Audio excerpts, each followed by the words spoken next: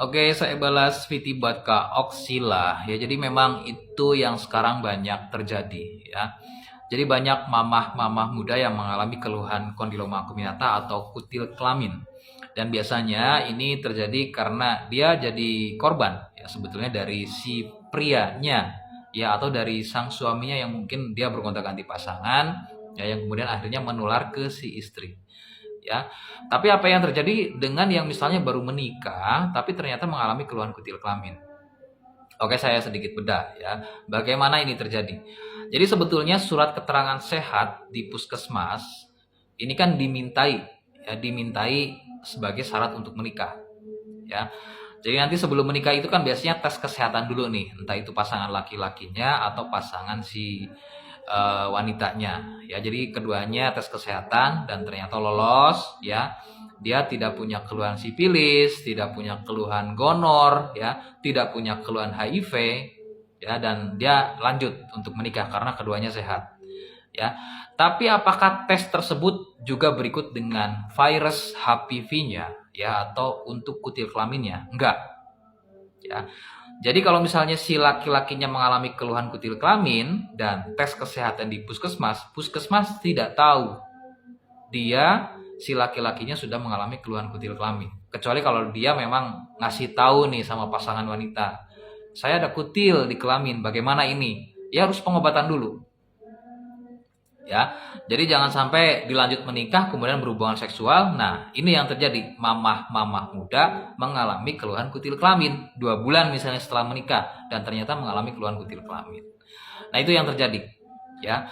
Jadi tes kesehatan ya sebelum menikah itu tidak jaminan untuk keluhan kutil kelaminnya juga. Jadi yang harus diperhatikan adalah ini sebagai kunci ya. Tolong diperhatikan untuk wanita yang sekarang kondisinya belum menikah.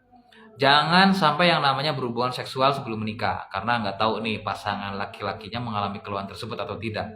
Masih mending ya, masih mending kalau punya keluhan sipilis, raja singa, gonor ya, atau kencing nanah, atau keluhan kutil kelamin, atau juga herpes ya, itu masih bisa disembuhkan. Ya sipilis misalnya contohnya, ciri-ciri sipilis kan biasanya mengalami benjolan seperti jerawat atau kadang mungkin terjadi luka, lecet atau adanya borok di kemaluan, itu adalah sipilis kalau pada pria ya. Kalau pada wanita biasanya keputihan. Nah, sedangkan kalau gonor itu mengalami kencing nanah untuk pada pria. Itu gonor ya. Atau mungkin ada benjolan-benjolan seperti cacar air, itu herpes. Atau mungkin juga kalau misalnya ada keluhan benjolan-benjolan kutil, nah itu adalah kondiloma acuminata atau kutil kelamin. Nah, dari semua keluhan tadi itu masih bisa disembuhkan. Yang bahaya adalah HIV.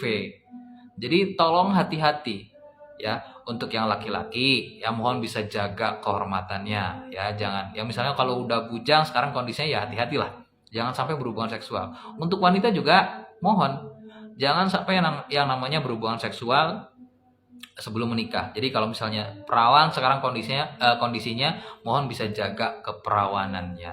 Ya jangan sampai berhubungan seksual dulu sebelum menikah. Karena nggak tahu nih si laki-lakinya ya dia mengalami keluhan HIV atau tidak. Ya. Jadi harus hati-hati. Nah, kemudian yang terjadi adalah kemudian setelah menikah dan ternyata si laki-lakinya mengalami keluhan kutil kelamin dan kemudian menularkannya ke si istri. Atau mungkin terjadi setelah sebelum menikah ya. Jadi sebelum menikah sebetulnya sudah nyumbang nih virusnya karena mungkin sudah berhubungan seksual lebih dulu. Jadi sekarang banyaknya seperti itu ya.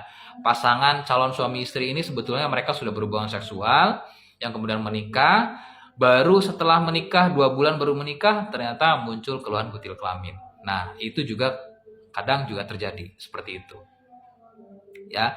Ada juga yang terjadi seperti itu, ada juga yang terjadi begini. Jadi mungkin si laki-lakinya jaga kehormatannya, si wanita juga sama dalam kondisi gadis, tapi ternyata setelah menikah si suaminya mungkin nakal, ya artinya jajan, bergonta-ganti pasangan, nggak tahu nih ya, nggak jujur si suaminya yang kemudian mengalami keluhan kutil kelamin, ya akhirnya korban istri yang menjadi korban. Itu juga banyak yang seperti itu. Tapi apakah ada yang justru wanitanya yang nakal ya? Itu juga ada kemungkinan seperti itu ya. Nah, namun itu jarang terjadi karena bisa saja karena 90% memang faktor penularan itu kan dari hubungan seksual. Tapi 5-10% itu juga bisa dari fasilitas umum yang digunakan. Jadi tolong nanti tinggal ngobrol saja berdua kalian sebagai pasangan suami istri, saling jujur aja. Kalau memang mengalami keluhan kutil kelamin, ya berhubungan seksual atau enggak dengan lain pasangan. Kalau misalnya memang enggak, berarti penularan bisa dari fasilitas umum yang digunakan. Ya, kalau misalkan memang sama sekali enggak berhubungan, si istrinya mungkin setia, si laki-lakinya setia, tapi kok ternyata tetap tumbuh kutil kelamin. Nah, itu bisa terjadi karena fasilitas umum. Jadi hati-hati, ya. Nah, adapun kalau misalnya memang salah satunya memang menjadi pelaku, nah itu sudah jelas, ya. Ya, jadi saya sedikit ulang, hati-hati untuk HIV. Jadi kalau misalnya sudah menjadi penderita HIV, janganlah ya. Resikonya adalah konsumsi obat ARV ini seumur hidup. Ya. Selain juga harus hati-hati nanti ketika program hamil karena takutnya nanti nular ke si anaknya, ya. Selain itu juga harus betul-betul ya kondisinya udah nggak normal lagi lah. Kalau untuk keluhan HIV itu udah nggak normal lagi. Jadi dia harus konsumsi obat seumur hidup dan sewaktu-waktu mungkin dia kalau lagi kondisinya lagi capek, kondisinya juga gampang drop. Nah, itu adalah untuk yang sudah menjadi penderita HIV. Jadi harus saling jaga, ya. Apakah sekarang banyak penderita HIV di Indonesia? Itu udah banyak. Karena kutil kelamin juga sekarang udah banyak, HIV juga udah banyak. Ya. Jadi silakan. Ini bisa menjadi edukasi buat kakak-kakak sekalian ya. Untuk keluhan tadi, untuk keluhan kelamin terkecuali untuk HIV ya seperti sipilis, raja singa, gonor, herpes simplex atau kutil kelamin itu kan masih ada, masih bisa dilakukan pengobatan ya entah dari medis, silakan kalau misalkan memang biayanya ada ataupun dari saya ini ada ya untuk produknya untuk keluhan-keluhan tersebut. Untuk HIV-nya juga ada, tapi tidak bisa untuk menggantikan ARV-nya terus terang. Ya, meskipun di saya untuk HIV testimoninya ada yang mereka alhamdulillah jumlah viral load-nya turun atau virus HIV-nya itu tidak dalam kondisi aktif setelah konsumsi herbal dari saya. Tapi tidak ada jaminan apakah dia total sembuhnya atau enggak, saya tidak tahu. Tapi yang jelas jumlah viral load-nya turun sehingga jumlah viralnya turun sehingga ketika tes HIV dia dinyatakan negatif saat itu. Padahal dia menjadi penderita HIV aktif sebelumnya dan tidak konsumsi ARV. Jadi dia cuma ngandelin herbal dari saya di kondisinya di Jepang. Dia kondisinya lagi kerja di Jepang karena tidak mungkin dia konsumsi ARV. Jadi dia cuma ngandelin herbal dari saya. Nah, mohon maaf video ini sudah saya buat panjang ya. Jadi terima kasih buat Kak Oksila sudah mau komentar. Jadi silakan Kak Oksila ini juga mungkin dia di bidang medis juga. Dia tahu tentang kauter, berarti kan dia spesialis di bidang itulah ya. Silakan tanya-tanya. Sekarang itu betul-betul sudah banyak penderita keluhan kutil kelamin. Jadi harus hati-hati. Nah, bagaimana cara pesan produknya dari produk saya? Ya, ini hanya opsi saja karena sebetulnya rekomendasi tetap ke medis kalau biayanya ada.